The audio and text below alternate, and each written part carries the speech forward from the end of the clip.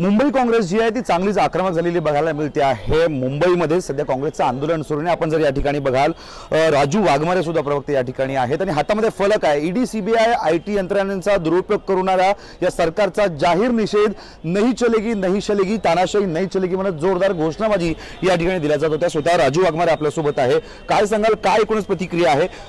स्वतः आता खरं तर काँग्रेस जी रस्त्यावर उतरलेली आहे, अरविंद केजरीवाल यांना सुद्धा अटक झाली आहे, त्यांच्या समर्थनार्थ खरं तर हे निदर्शनं आहेत का?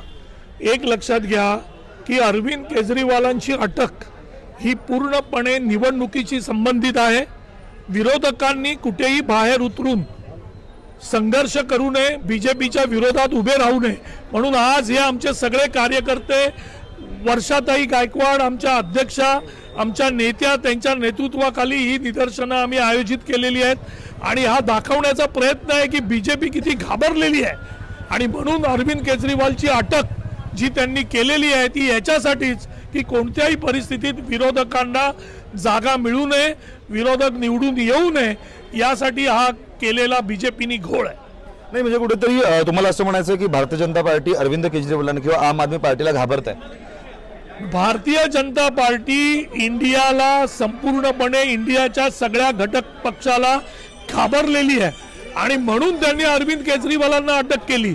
आज अरविंद केजरीवालांना अटक केलेली आहे, उद्या इतरही विरोधकांना अटक करण्याचा प्रयत्न कोणत्याही परिस्थितीत भाजप करण्याचा डाव आहे, भाजपचा डाव आहे आणि त्या पद्धतीने अटक करण्याचा जो काम आहे ते करायला तयार आहे। आणि सगळ्यात महत्त्वाचं म्हणजे आपण जर बघितलं तर अण्णा हजारे यांची प्रतिक्रिया बघायला मिळाली। अण्णा हजारे म्हणतात की हे जे घडलेलं आहे हे खरं तर अरविंद केजरीवाल यांचं हे पाप आहे आणि त्यांच्या ज्या त्या कृत्यामुळे खरं तर त्यांना अटक केली गेलेली आहे। काय आहे की अण्णा हजारे हे पूर्णपणे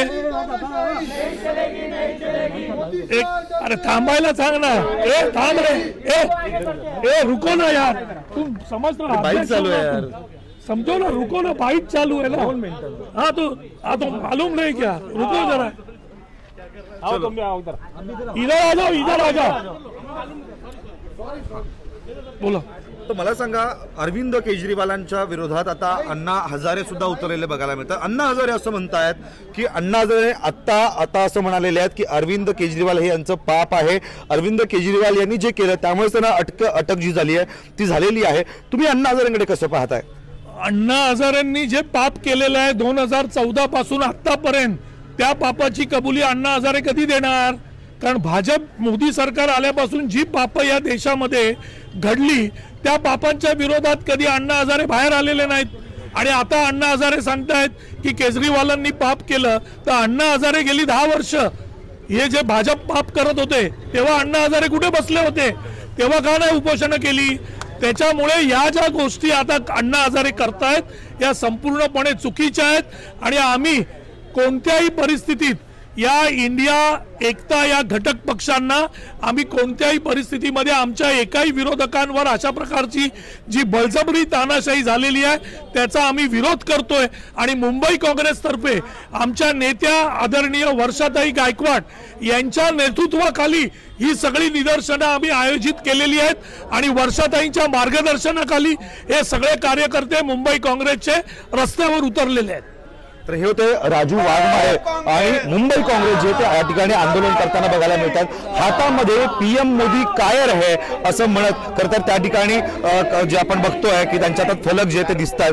मुंबई काँग्रेस जी आहे एकूणच आक्रमक झालेली बघायला मिळते आहे। Video journalist तुषारसह Harshal बदाने Patil, times Marathi, Mumbai.